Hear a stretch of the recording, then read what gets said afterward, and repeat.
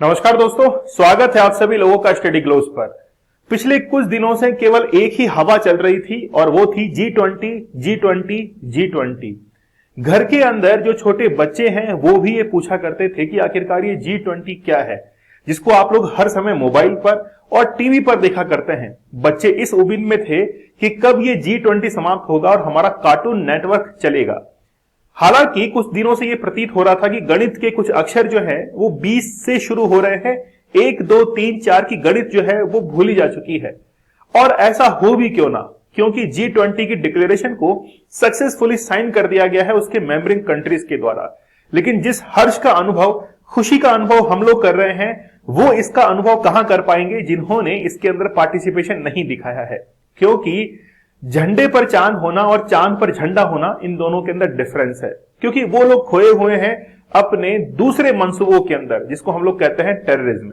आज हम लोग बात करने वाले हैं इस लेक्चर के अंदर कि आखिरकार एक टर्म यूज की जा रही है और वो है शॉर्ट आर्म्स, जिसका बहुत बेहतरीन तरीके से यूज किया गया है G20 के डिक्लेरेशन के अंदर। तो चलिए चलते हैं कि कुछ न्यूज़पेपर इसको कवर कर रहे हैं। G20 addresses India's concern on small arms, terror safe havens.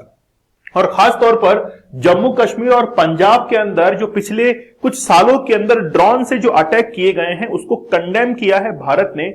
और भारत ने सीधे तौर पर कह दिया कि भारत जो है वो किसी भी रूप के अंदर टेररिज्म को एक्सेप्ट नहीं करेगा, चाहे फिर वो भारत का पड़ोसी देश हो या फिर कोई भी देश हो जो अपने आप को कितना भी ताकतवर क्यों ना समझ ले, हम लोग किसी भी तरीके से उसको स्वीकार नहीं करने वाले हैं। जब आप लोग G20 की ऑफिशियल वेबसाइट पर जाएंगे तो अभी केवल और केवल न्यू दिल्ली डिक्लेरेशन के बारे में वहां पर जिक्र किया जा रहा है। और सबसे पहले पेज पर यह आता है कि 9 से 10 सितंबर के बीच में G20 समिट जो है डिक्लेरेशन अब वो सफलतापूर्वक साइन करवा लिया गया है। आपकी जानकारी के लिए बता दूं कि ये जो है वो 18th डिक्लेरेशन है, यानी कि इससे पहले 17 डिक्लेरेशन 17 देशों ने कर चुकी है और अब जो है ये 18वीं डिक्लेरेशन की है G20 की। आप लोग देखेंगे कि जो डिक्लेरेशन है, पूरा का पूरा डॉक्यूमेंट जो है वो 37 पेजेस का है। 37 पेजेस का पूरा डिक्लेरेशन है, जिसके अंदर बहुत सारे पॉइंट्स को जिक्र किया गया है। ये इसका फ्रंट पेज है, जिसपे आप लोग देखेंगे कि वसुदेव कुटुंबकम का एक मंत्र जो है वो लिखा गया है, one earth, one family, one future. ये टैगलाइन जो है वो आप लोग जरूर याद रखना, बहुत आगे काम में आने वाली है। क्योंकि ये डिक्लेरेशन चला है G20 का 9 और 10 सितंबर को, जिसमें 9 सितंबर को बात की गई है वन अर्थ की, मतलब एसडीजी गोल्स की बात की गई है, रिन्यूएबल एनर्जी की बात की गई है। फिर 10 सितंबर को बात की गई है वन फैमिली की, मतलब हम लोग पूरी तरीके से ग्लोबल अर्थ को कैसे क्रिएट कर सकते हैं। और खासतौर पर बात की गई है ग्लोबल साउथ की, और आगे फ्यूचर के अंदर वन फ्यूचर को हम लोग क्रिएट करने वाले हैं। तो ये आप लोग इसका मतलब समझ जाइएगा।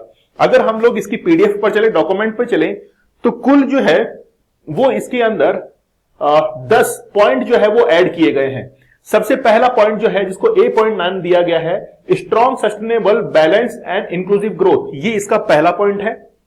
बी पॉइंट में लिखा हुआ है accelerating progress on sustainable development, यानी कि एसडीजी गोल्स की बात की गई है। सी पॉइंट में लिखा हुआ है कि green development pact for a sustainable future. D point जो है उसमें लिखा हुआ है कि multilateral institutions for the 21 century. ठीक है, अच्छा और आगे चलिए। ई पॉइंट में लिखा हुआ है technological transformation and digital public infrastructure. इसके बाद में एफ पॉइंट जो लिखा हुआ है वो है इंटरनेशनल टैक्सेशन की बात की गई है। जी में लिखा हुआ है gender equality and empowering all women and girls.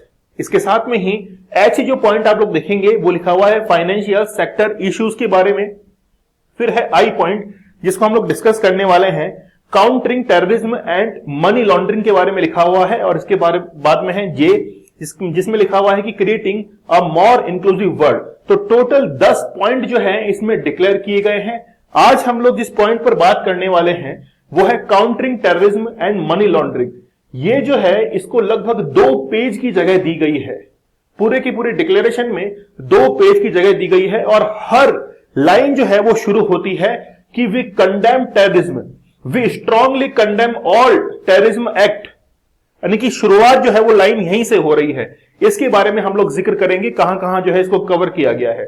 देखिए, सबसे पहली बात तो ये है कि ये जो हमारा डिक्लेरेशन है न्यू दिल्ली वाला, ये पूरा का पूरा बेस है 2015 का, जो टर्की का डिक्लेरेशन था उसके ऊपर। बहुत सारे लोग ये उम्मीद लगा रहे थे कि पिछले साल इंडोनेशिया के बाली के अंदर, जकार्ता के अंदर जो हुआ था डिक्लेरेशन, उसके बेसिस पर होगा, लेकिन उसको जो है वो साइडलाइन किया गया और हमने जो है वो टर्की के डिक्लेरेशन को बेस बनाया है।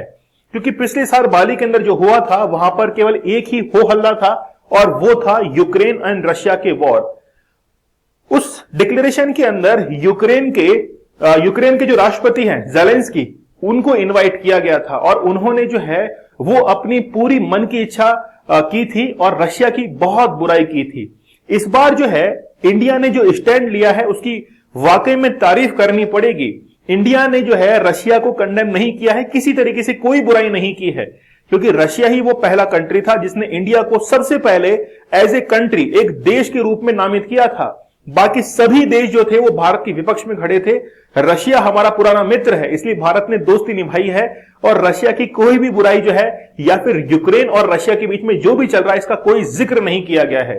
पूरे डिक्लेरेशन के अंदर केवल 4 बार यूक्रेन कंट्री का नाम जो है वो लिखा हुआ है, जबकि लास्ट टाइम बाली के अंदर जो डिक्लेरेशन था वहां पर 43 टाइम्स यूक्रेन का जिक्र था।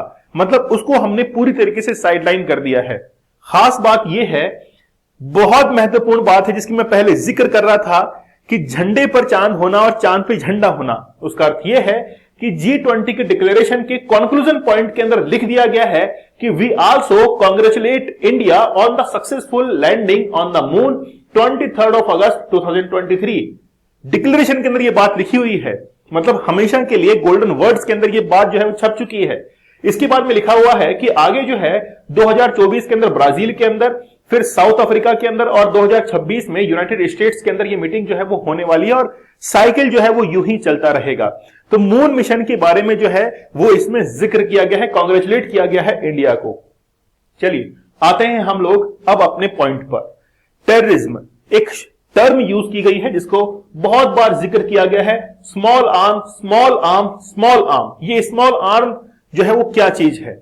आप लोगों ने देखा होगा कि पिछले कुछ वर्षों के अंदर ड्रोन के अटैक्स हमारे ऊपर हो रहे हैं, खासतौर पर जम्मू कश्मीर के एयरबेस के ऊपर, पंजाब के अंदर, या फिर ड्रग्स की जो स्मगलिंग की जाती है, बॉर्डर से जो ड्रग्स आता है उसकी स्मगलिंग के लिए भी ड्रोन जो है वो काफी हद तक यूज किए जा रहे हैं। हम लोग इसको कब तक सहेंगे? इसीलिए पाकिस्तान को हमने कई बार जो है वो समझाया कि आपकी तरफ से ये जो एक्टिविटी हो रही है इसको थोड़ा कंट्रोल कीजिए, लेकिन पाकिस्तान मानता नहीं है। इसलिए हम लोग को जरूरत पड़ी कि हम लोगों ने इनडायरेक्टली जो है इस चीज को कंडेम किया है G20 के न्यू दिल्ली डिक्लेरेशन के अंदर, और ये कह दिया है कि टेररिज्म जो है वो चाहे किसी भी फॉर्मेट में हो हम इसको स्वीकार नहीं करेंगे। इसके साथ में ही ये भी लिखा गया कि ये जो डिक्लेरेशन है वो एड्रेस करती है, ठीक है, to India specific concern where it agreed to increase international corporation to deny terrorist groups. यानी कि जो टेररिस्ट ग्रुप्स इंडिया के अंदर एक्टिव हैं या फिर इंडिया के ऊपर कुछ भी हानि पहुंचाने के बारे में सोचते हैं या फिर सोचते हैं कि हम लोग ड्रोन से हमला कर देंगे, तो उनके नापाक जो मंसूबे हैं इनको असफल करने के लिए भारत के प्रयास जो हैं वो कई सराहनीय हैं। खास तौर पर हम लोग बात करेंगे FATF की। देखिए FATF का जिक्र किया गया है न्यू दिल्ली डिक्लेरेशन के अंदर। न्यू दिल्ली डिक्लेरेशन के अंदर जो है वो जिक्र किया गया है, यहां पर आप लोग देखेंगे, ये देखिए यहां पर लिखा हुआ है financial action task force. Basically Pakistan जो है वो इसकी अभी ग्रे लिस्ट के अंदर शामिल है। FATF की लिस्ट के अंदर वो तमाम देश शामिल होते हैं ग्रे लिस्ट के अंदर जो कि टेररिज्म को फंडिंग करते हैं।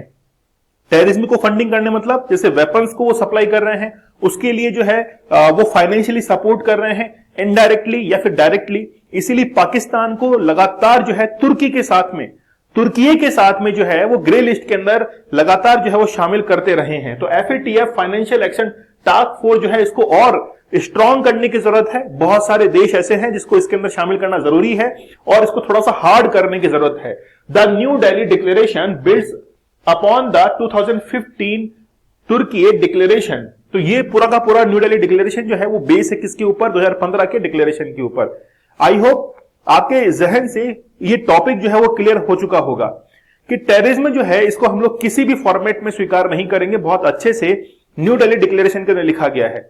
आगे जब भी मैं लेक्चर लूंगा तो बहुत सारे लेक्चर्स के अंदर मैं इनको काउंट जो है वो करने वाला हूं, जो भी G20 का डिक्लेरेशन है, ठीक है। आई होप आप लोगों को लेक्चर जो है वो पसंद आया होगा। आप लोग आंसर राइटिंग के कोर्स के साथ में जुड़ सकते हैं। आप लोगों को कोड यूज करना है विजय, जिससे आप लोग को 50% फ्लैट और एक्स्ट्रा 30% डिस्काउंट जो है वो अवेलेबल हो जाएगा। यूपीएससी के जितने भी स्टूडेंट हैं वो अपनी आंसर राइटिंग को और एनहेंस कर सकते हैं। लाइव आंसर राइटिंग जो है वो आप लोगों के लिए अवेलेबल हो जाती है। ठीक है, चलिए मिलते हैं आप लोगों से अगले लेक्चर में। तब तक के लिए धन्यवाद। Thank you. जय हिंद।